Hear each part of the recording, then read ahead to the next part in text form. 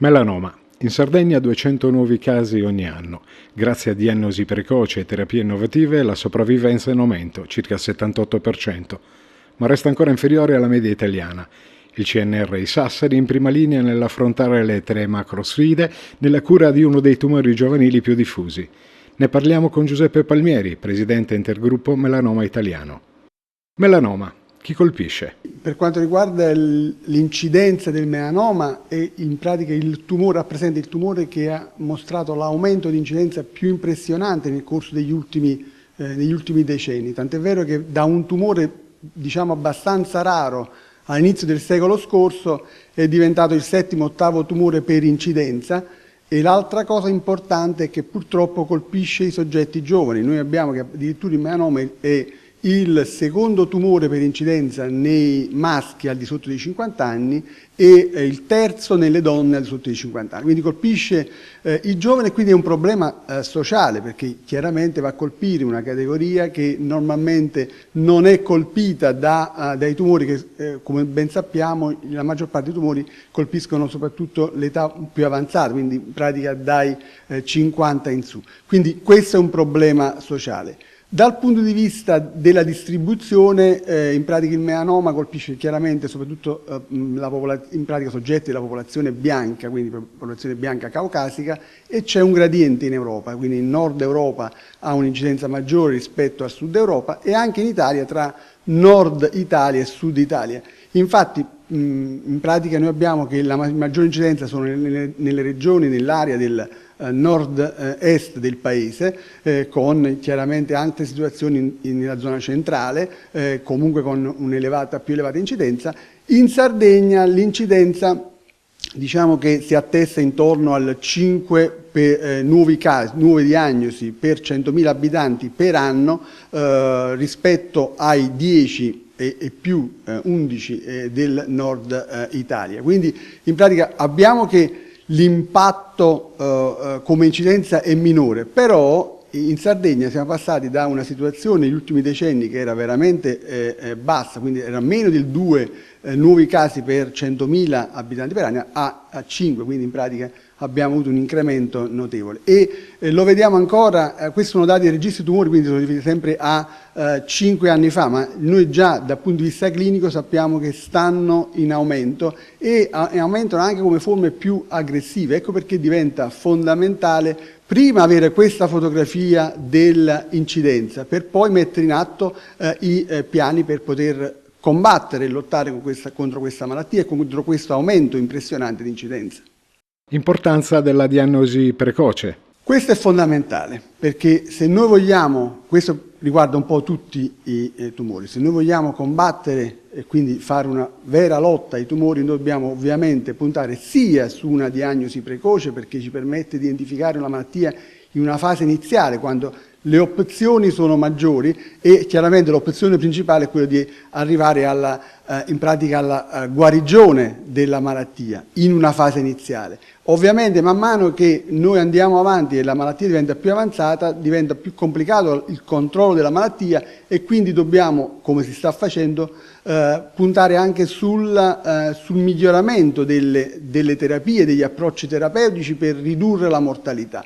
La prevenzione nel melanoma addirittura noi abbiamo per la prevenzione del melanoma abbiamo 2 livelli di prevenzione. La prevenzione primaria, quella cioè di ridurre l'incidenza, quindi questo aumento impressionante di incidenza di melanoma, e l'altra è quella della prevenzione secondaria, cioè in pratica aumentare le visite di screening per poter identificare la malattia in una fase precoce, quando cioè il melanoma è molto sottile, quindi con l'intervento chirurgico e quindi con un'asportazione fatta in maniera adeguata da personale specialistico, noi risolviamo il caso, per cui il paziente va solo a controllo per gli altri nei, per altre cose, ma quindi i controlli anche della malattia, ma in pratica ha risolto il problema. Quindi con la prevenzione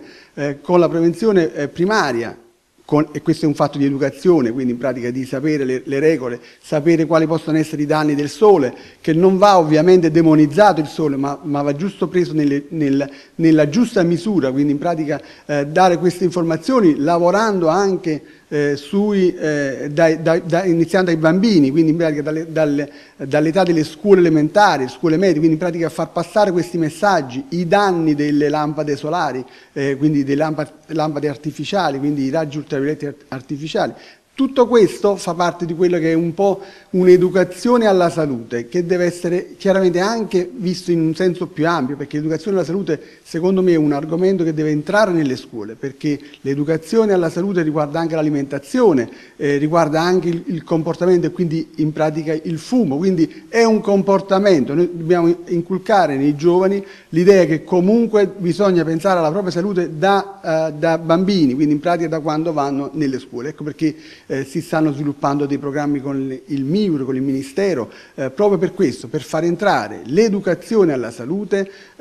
come argomento delle scuole, quindi in pratica come argomento didattico nelle scuole. Io come Presidente dell'Intergruppo Melanoma Italiano ovviamente mi sto impegnando in questo, proprio per lavorare molto su questa che è la prevenzione primaria. Sulla prevenzione secondaria ovviamente diventa fondamentale l'apporto e la collaborazione dei dermatologi specialisti che in pratica hanno la funzione importantissima di andare a identificare la lesione in una fase molto precoce e quindi in pratica il neosospetto indirizzarlo alla chirurgia. A quel punto noi abbiamo veramente una lotta nella fase di prevenzione, quindi per ridurre l'incidenza della malattia.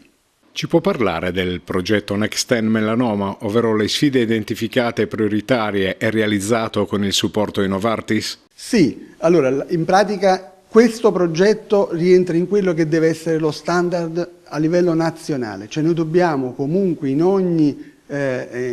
struttura che si occupa di pazienti neoplastici avere dei gruppi multidisciplinari per patologie. Ovviamente in questo caso parliamo del gruppo multidisciplinare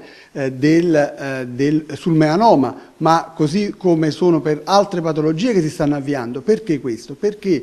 ovviamente diventa fondamentale la condivisione del caso, soprattutto oggi in cui il trattamento, le conoscenze sono sempre più complesse, per cui noi abbiamo che di una malattia noi dobbiamo conoscere la base molecolare, l'evoluzione, il comportamento biologico e poi ovviamente clinico, per poter affrontare in maniera adeguata quel caso, quel singolo caso e quindi andarlo a incastonare in un discorso molto più complesso. Questo si può fare solo se ci riuniamo in gruppi multidisciplinari in cui in pratica ci sono presenti tutte le competenze, quindi in pratica nel caso del melanoma ovviamente dal dermatologo al biologo molecolare, all'anatomopatologo, il clinico inteso come medico, chirurgo, chirurgo plastico, radiologo, radioterapista, tutte quante, perché ogni singolo caso deve essere valutato da questo gruppo multidisciplinare. Questo garantisce anche la migliore opzione di percorso diagnostico e terapeutico al paziente, per cui a quel punto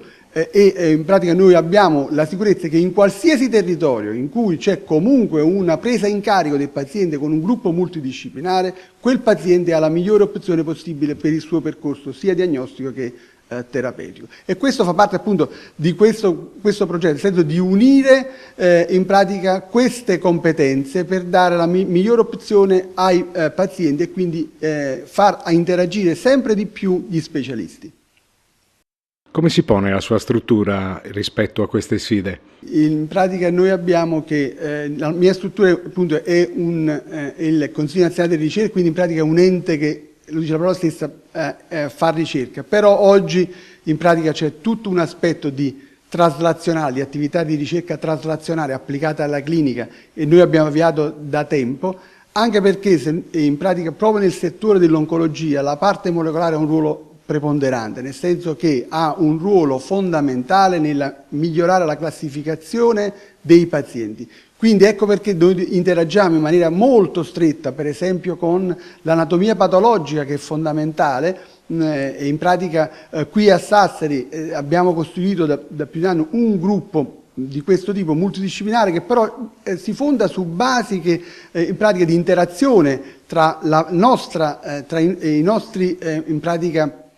collaboratori, quindi in pratica la parte di ricerca, chiamiamo che prima era di ricerca, e la parte clinica, ma già da anni, noi da anni stiamo interagendo sulle diverse patologie. In quest'ultimo periodo ci siamo messi tutti quanti insieme, includendo anche le altre competenze, però il punto fondamentale è proprio questo, nel senso di dare la possibilità con le analisi molecolari che si fanno appunto nel mio istituto di completare la diagnosi, quindi la caratterizzazione di quel paziente, e avere una classificazione quanto più dettagliata possibile di quel paziente serve a indirizzare quel paziente alla giusta terapia, alla terapia più mirata, più adeguata per quel sottogruppo di pazienti. È chiaro che siamo in quella che viene definita oggi l'era della medicina personalizzata. Noi non potremo ovviamente arrivare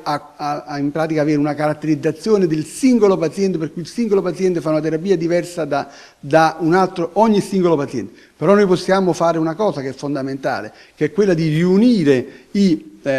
pazienti in sottogruppi, cioè noi suddividere i pazienti in sottogruppi sempre più in pratica dettagliati dal punto di vista biologico, molecolare, patologico e ovviamente anche clinico-patologico, per dare a questi sottogruppi la migliore opzione possibile dal punto di vista sia diagnostica che ovviamente terapeutico. Quindi questo è lo sforzo da fare, cioè in pratica fare uno sforzo iniziale e quindi mettersi tutti insieme per avere una classificazione del paziente quanto più dettagliata possibile. Qual è il messaggio diretto ai nostri telespettatori? Il messaggio particolare è questo, che in pratica l'oncologia è già cambiata, nel senso che fino a pochi anni fa, in pratica c'era l'idea che veniva prima l'intervento del chirurgo, poi l'oncologo, poi eventualmente se c'era un'altra problematica faceva per esempio intervenire il radioterapista, il radiologo, quindi era una sequenza di consulenze. In questo caso, quindi ecco perché diventa fondamentale la conoscenza dal punto di vista biologico-molecolare e clinico-patologico. Proprio per questa complessità si è capito che bisogna mettersi insieme dall'inizio, cioè il caso va preso in carico dall'inizio, quindi il singolo paziente deve essere preso in carico dal gruppo fin dall'inizio. Questa è la migliore garanzia che quel caso chiaramente